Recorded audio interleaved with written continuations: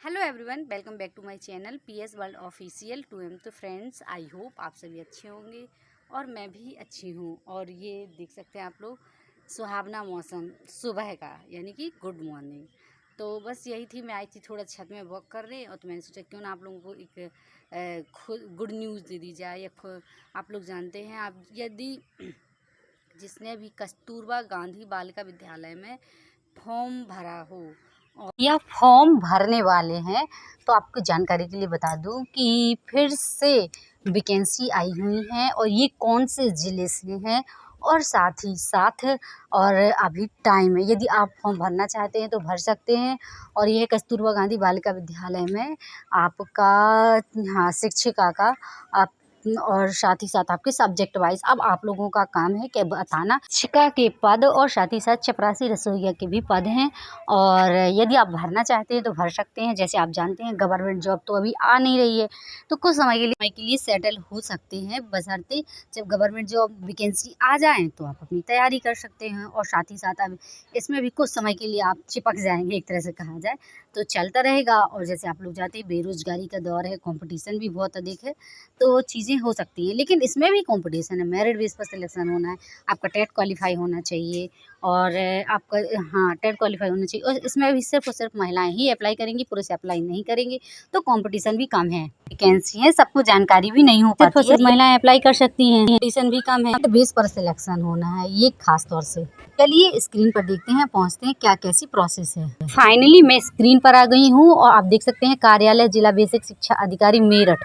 और ये जो भर्ती निकली है, ये मेरठ जिला से निकली हैं। और आपका अभी टाइम है इसमें 7 जुलाई तक आप, मतलब 7 जुलाई अंतिम तिथि है, लेकिन आप उससे पहले, आज है 26 यानी कि 27 तारीख, कल वीडियो पोस्ट करूँगी, तो ये चीज़ें हैं। तो अभी भी आपके पास टाइम है, 1 से 2 दिन में, 3 दिन में अपना फॉर्म भर सकते हैं, 4 दिन में भी भर सकते हैं, पहुँच जाएगा।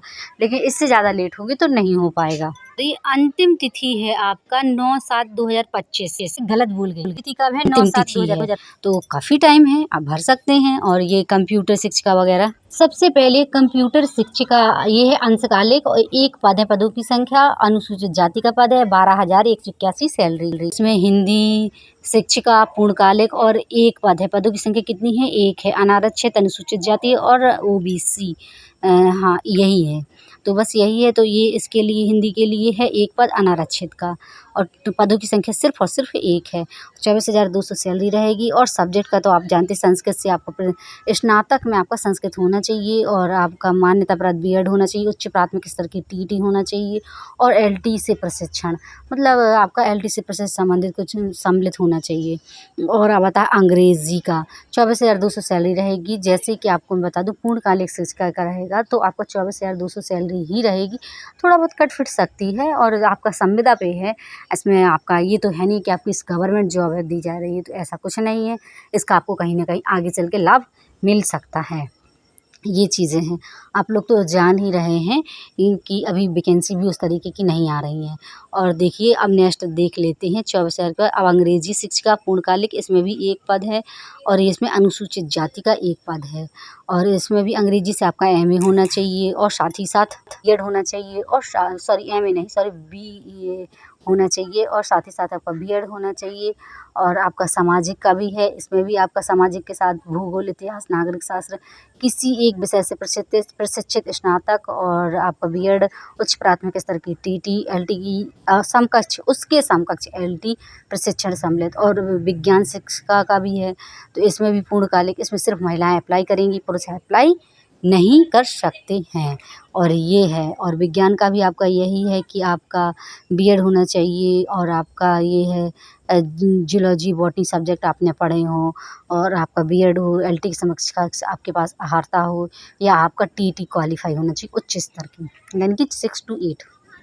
और गणित का भी वही चीज़ है, आपका गणित से भी आपका बीएससी होना चाहिए, और आपका प्रशिक्षित बीएड होना चाहिए, और साथ ही साथ आपका उच्च, मतलब उच्च प्राथमिक स्तर के आपका टेट क्वालिफाई होना चाहिए। 24,200 सैलरी। उर्दू शिक्षिका का भी अंशकालिक का है, इसमें 16,408 आपका सैलरी रहेगी।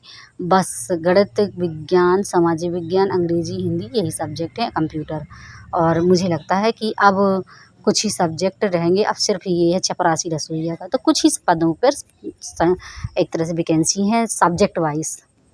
बशर्ते ये है कि मेरिट से होगा। और चपरासी रसोइया लोगों के लिए उनका तो कोई ही मतलब उस तरीके का मेरिट नहीं रहेगी, लेकिन ये है कि इनका पास होना चाहिए, 8वीं 10वीं पास होना चाहिए। और किस तरीके का आवेदन पत्र का प्रारूप होगा तो ये आप लोग देख सकते हैं। इस तरीके से आपको ऑफलाइन ये आपको मिल जाएगा, ऑनलाइन मिल जाएगा निकलाने से आपका फॉर्म, और ऑफलाइन आपको फॉर्म भरना है, अप्लाई करना है। और ये आप लोग ये ध्यान दीजिए, आयु आपका 1/4/2025 को वर्ष, माह और दिन इस तरीके से आपको निकालना पड़ेगा। और कोशिश करिएगा, ये ज़्यादातर लोग गलत करते हैं तो गलत ना हो, ये चीज़ें हैं। और भी चीज़ें यदि कोई डाउट है आपके कमेंट में ज़रूर पूछिएगा। आप अपने सब्जेक्ट अच्छे से देख लीजिएगा।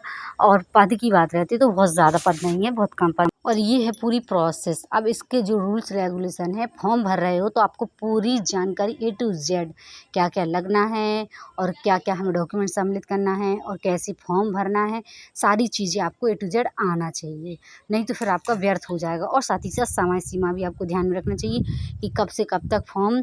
अब आप देख सकते हैं, आवेदन पत्र पंजीकृत डाक द्वारा कार्यालय बेसिक शिक्षा अधिकारी कल्याण नगर मेरठ में दिनांक 9/7/2025 शाम 5 बजे तक प्राप्त किए जाएंगे। तो आज कौन सी तारीख है? आज है आपका 26 जून और ये है 7 यानी कि जुलाई, 7 जुलाई। तो अभी टाइम है, फॉर्म भर सकते हैं। 2 से 3 दिन के अंदर फॉर्म भर दीजिए। या आपके सब्जेक्ट से हैं और जिस भी सब्जेक्ट से हों आप लोग, जिसमें इसमें आप नोटिफिकेशन को ध्यान से देखिए आपका सब्जेक्ट है या नहीं, और पूरा फॉर्म भर सकते हैं। प्रोसेस वही रहेगी आपका। चपरासी रसोइया का तो आप लोग जान ही रहे हैं कि 8वीं 10वीं पास है, वहीं रहना पड़ेगा। किसी रोग से पीड़ित ना हो, किसी संक्रमित रोग से पीड़ित ना हो और एकदम स्वस्थ हो, हेल्दी हो। और आप लोग को देखिए लिफाफे का पूरा फॉर्म भरने का देख सकते हैं। आवेदन पत्र के साथ समस्त शैक्षिक तथा प्रमाण पत्रों की स्वप्रमाणित छाया प्रति संलग्न करना अनिवार्य है। आवेदन पत्र पर आवेदन पत्र का नाम, विषय सहित लाल पेन से अंकित करना अनिवार्य है। लिफाफे के ऊपर स्वयं स्केच पेन से अवश्य लिखा जाए और आवेदन पत्र निरस्त समझा जाएगा। यदि लाल पेन से, हाँ, स्केच पेन से अवश्य लिखा जाए, यानी कि आप कुछ नहीं लिखते हैं ऊपर तो आपका निरस्त समझा जाएगा। तो आपको ऊपर भी लिखना है जो आपका लिफाफा रहेगा उसमें। और ये पूरा देख लीजिएगा। एक अभ्यर्थी से एक ही पद आवेदन पत्र स्वीकार किया जाएगा। एक से अधिक पद आवेदन पत्र को निरस्त समझा जाएगा। यानी कि आप जिसमें भी में सब्जेक्ट से हैं तो एक ही पद में अप्लाई कर सकते हैं। ऐसा नहीं है कि आप सब सब्जेक्ट में अप्लाई करेंगे, ऐसा नहीं होगा। यदि आपने पता चला कंप्यूटर भी आपने PGD से भी किया है और आप टीचर के लिए भी अप्लाई कर रहे हैं तो दोनों चीज़ें नहीं होंगी। ये मान के चलिए एक ही फॉर्म में आप भर सकेंगे। और कुछ खास रूल्स रेगुलेशन पढ़िए और स्क्रॉल करके पढ़िए, वीडियो को पॉज करके देखिए, क्योंकि मैं सारी चीज़ें बताने लग जाऊंगी तो वीडियो बहुत बड़ा हो जाएगा। आप लोग तो समझदार हैं और आप लोग उतनी टाइम तक वीडियो को देखेंगे ही नहीं, ऊपर से आधी अधूरी चीज़ें छोड़ देंगे। मेन टॉपिक मैंने कवर कर लिया, क्या कैसा है, आपको फॉर्म कहाँ मिलेगा, आपको ऑनलाइन मिल जाएगा। फॉर्म भरना कैसे है, ऑफलाइन भरना है। फॉर्म किस तरीके का होगा, इस तरीके का आई होगा। और होप देख आपको ये सकते वीडियो अच्छा लगा, वीडियो को लाइक, चैनल को सब्सक्राइब कर दीजिए और जो भी क्वेरी हैं कमेंट में ज़रूर बताइएगा।